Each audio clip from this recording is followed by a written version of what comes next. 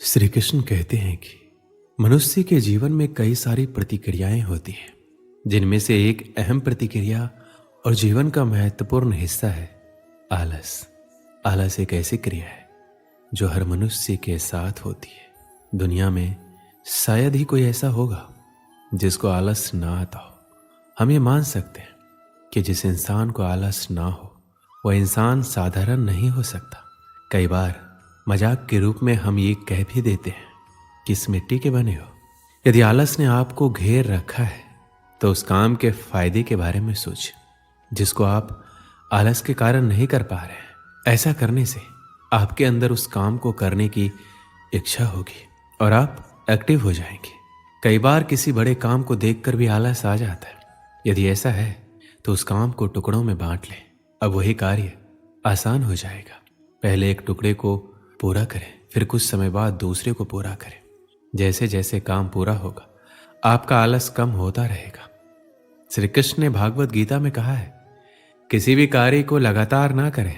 ऐसा करने से आपको थकान होगी, आपको आलस घेर लेगा। काम करते हुए बीच बीच में थोड़ा आराम करते रहें। इस तरीके से आलस आपके पास नहीं आएगा और आप अपने काम को आसानी से पूरा कर लेंगे।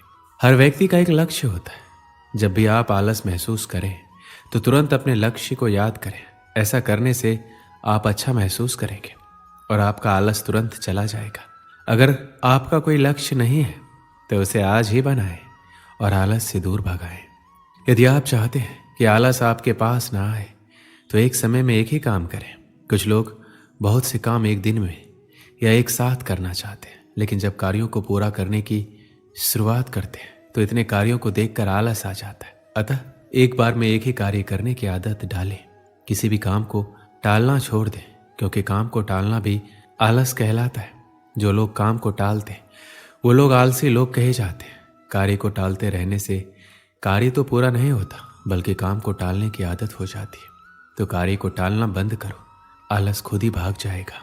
आप जो भी काम करें एक योजना बनाकर करें। किसी भी काम को योजना के साथ करने से आलस नहीं आता, बल्कि अच्छा लगता है, क्योंकि पता होता है कि हमें कौन सा काम कब करना है। आप अपने योजना में उतने ही कार्यों को जगह दें जितने आप कर सकें। अस्त व्यस्त जीवन से निराशा और आलस ही आता है, लेकिन योजना के साथ काम करने से आपको पता होता है कि कौन सा काम कब और कैसे करना है। ऐसा करने से आप अपने काम को प्यार करने लगेंगे। आलसी होने का मतलब है आप परिवर्तन से डरते हैं, इसलिए हर दिन कार्य को कल पर टालते जाते हैं। कल करेंगे, परसों करेंगे, अतः वो कार्य कभी पूर्ण नहीं होता।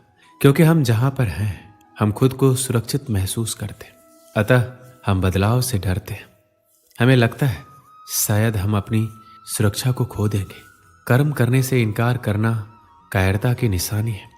आलस्य और कायरता एक समान है। किसी भी इंसान को तब तक नहीं बदला जा सकता जब तक वो खुद बदलना ना चाहे।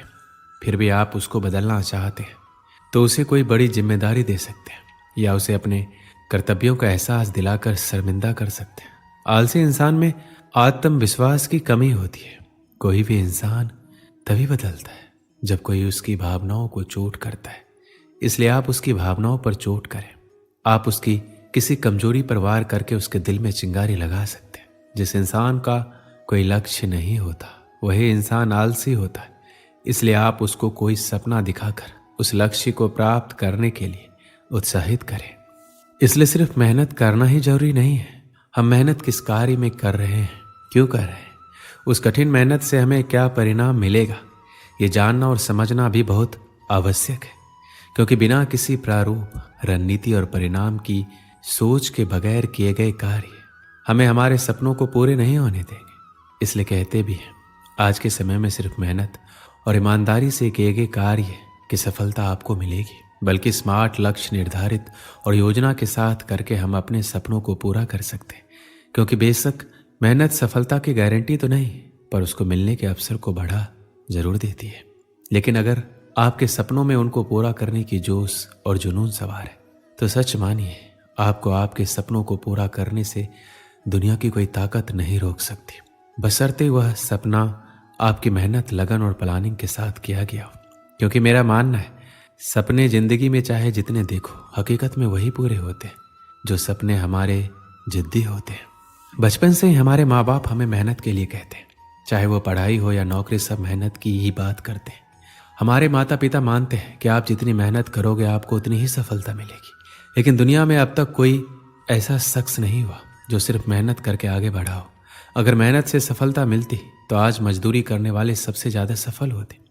ये बहुत ही अच्छा और उचित सवाल है कि मेहनत तो हम बहुत करते हैं, लेकिन हमें मन मुताबिक सफलता हासिल नहीं होता। क्योंकि अगर मेहनत की बात करें तो सिर्फ मेहनत करने से सफलता नहीं मिलती और ना ही सपने पूरे होते।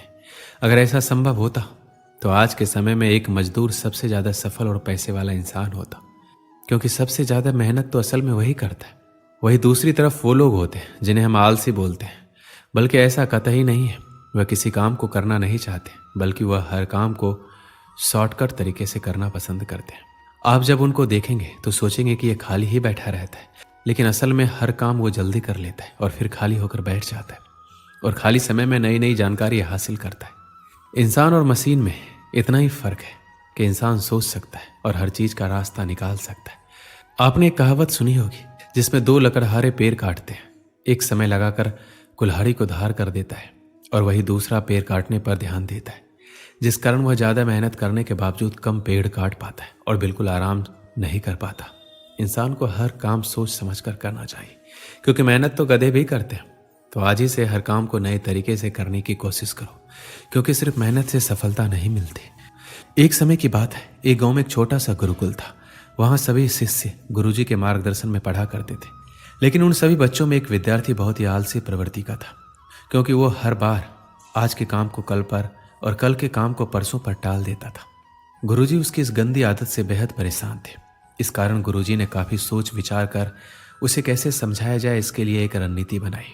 अगले दिन गुरुजी ने उससे कहा, मैं तुम्हें ये काला पत्थर देने जा रहा हूं। इसे तुम किसी भी लोहे की चीज पर घिसोगे तो वो सोने की बन जाएगी, लेकिन तुम्हारे पास कल सूर्यास्त तक का ही समय है।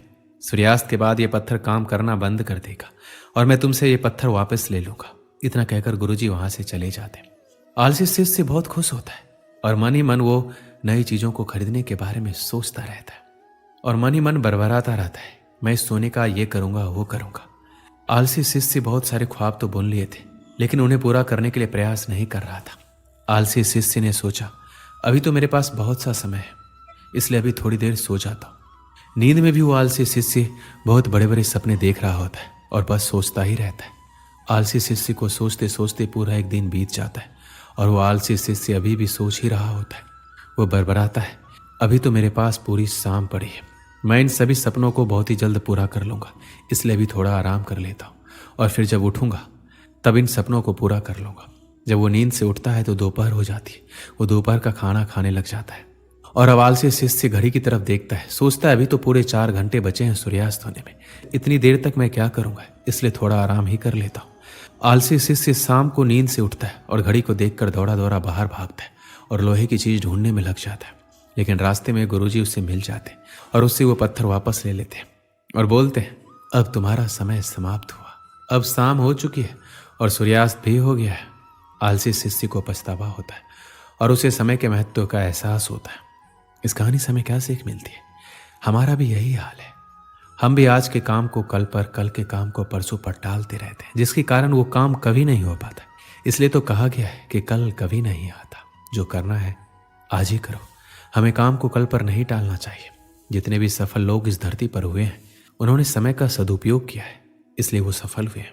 अगर हमें भी सफल बनना है तो हमें आज में ही जीना होगा। दोस्तों, इस वीडियो में बस इतना ही। मिलते हैं अगली वीडियो में। अपना ख्याल रखिएगा। जय श्री कृष्णा।